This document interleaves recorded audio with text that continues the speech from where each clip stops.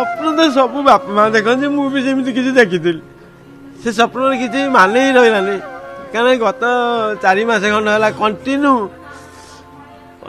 ଘରେ ଝଗଡ଼ା ତାରି ପାଇଁ। ଭୂତ ରକମ ହେଇ ଠିଆ ହେଇଥିଲା, 2 ଜଣ କେନାଲ କରୁ ଠିଆ ହେଇଥିଲେ, ଇଏ ବନ୍ଧ ବିଚ୍ ରାସ୍ତା ଉପରେ ଠିଆ ହେଇଥିଲା।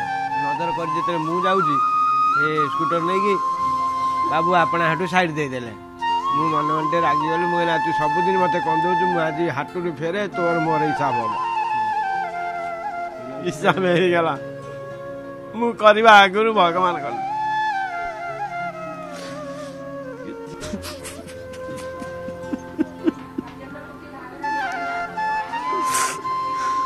ସ୍ୱପ୍ନ ତ ସବୁ ବାପା ମା ଦେଖନ୍ତି, ମୁଁ ବି ସେମିତି କିଛି ଦେଖିଥିଲି।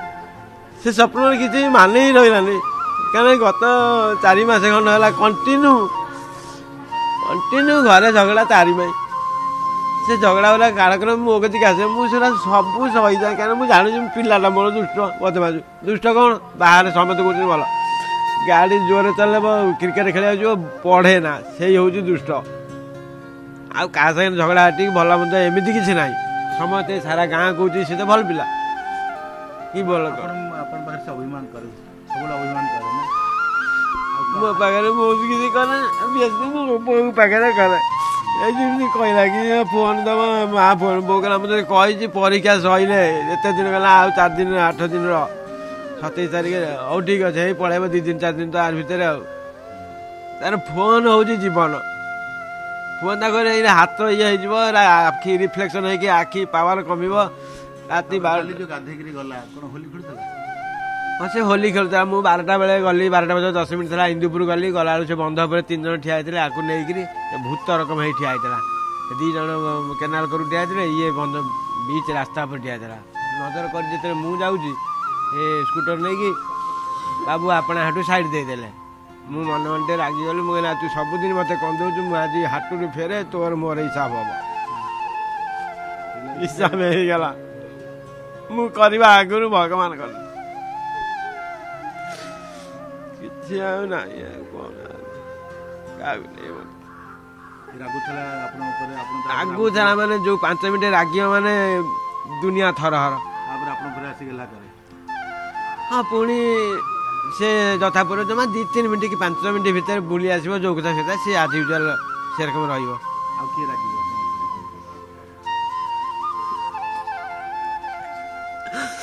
ସେଦିନ ଗୋଟେ ଟାଣ କରି କହିଲା ମୋବାଇଲ ଦବ, ଗାଡ଼ି ଦବ, ମୁଁ ପେଟ୍ରୋଲ କିଣା ତମେ ଦବ।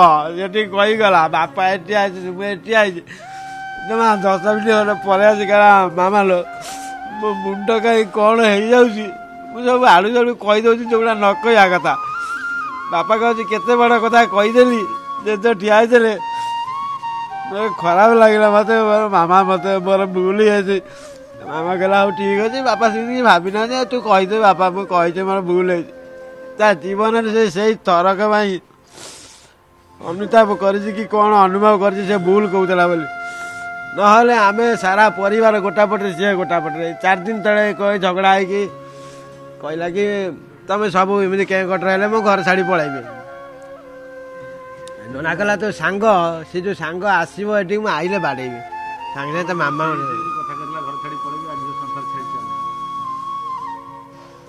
ଆମେ ଆଉ କ'ଣ କରିବା, ସିଏ ତା କଥା ରଖିଦେଲା। କିନ୍ତୁ ସେ ଯାହାକୁ ନେଇକିରି କହିଲା ସେ ସାଙ୍ଗ, ନନା କହିଲା ସାଙ୍ଗ ଆଇଲେ ବାଡ଼େଇବି।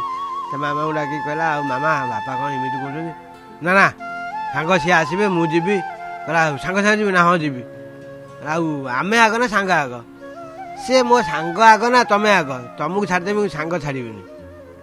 ଯାହା ପାଇଁ ସିଏ ଗଲା, ସିଏ ଆସି ଘରେ, ସିଏ ବୁଡ଼ି ଯାଉଛି, ସେ ପିଲା ଆସି ଘରେ ଡାକିଦେଲେ ଫୋନ୍ କରିକି। ବସିଥିଲା ଆମ ସେ ଦାଦା ପୁଅ କତିରେ ଗେମ୍ ଖେଳୁଥିଲା, ତାକୁ କହିଦେଲେ ଆ ଗାଧେଇବା 2ଟା ଖଣ୍ଡ ବେଳେ। ମୁଁ ଯାହା ଖବର ନେଉଛି 2ଟା ଖଣ୍ଡ ବେଳେ ଗଲା। ସେ ଯାଇଛି, ତା ଗୋଡ଼ ପକେଇ ଦେଇଛି ସେ ଏପଟ ଘାଟରେ, ସେପଟ ଘାଟରେ, ଘାଗରାଡିଆ ଘାଟରେ। ସେ ସେଠି ଅଛି 10-15 ଫୁଟ ଖଣ୍ଡ, 3-4 ପୁରୁଷ ଖଣ୍ଡ ଖାଲ, ଆଉ ପ୍ରବଳ ସୁଅ। ସେଠି ବଡ଼ ମଣିଷ ପଡ଼ିଗଲେ, କିଏ ପଡ଼ିଗଲେ ଉଠିବା କଷ୍ଟକର। ପହଁରା ନ ଜାଣିଥିବ ଯଦି ଏଠି ବଞ୍ଚିବା କଷ୍ଟକର।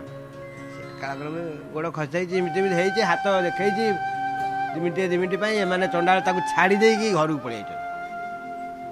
ଅଧଘଣ୍ଟା ଖଣ୍ଡେ ପରେ କହୁଛନ୍ତି ପୁଅ ବୁଡ଼ି ଯାଇଛି, ଆମେ ଯାଉଛୁ ସେପଟରେ ତାକୁ ରଖିବୁ। ଅଧଘଣ୍ଟା ପରେ ଆଉ କିଛି ନାହିଁ ସେତେବେଳକୁ। ପୁଅ କଲେ ଆଖି ଦାନ କଲେ ଆଖି ଦାନ ମୁଁ ତ ଯାଇନଥିଲି ସେ ଭାଇ ଯାଇଥିଲେ ଦାନ କରିଦେଇଛନ୍ତି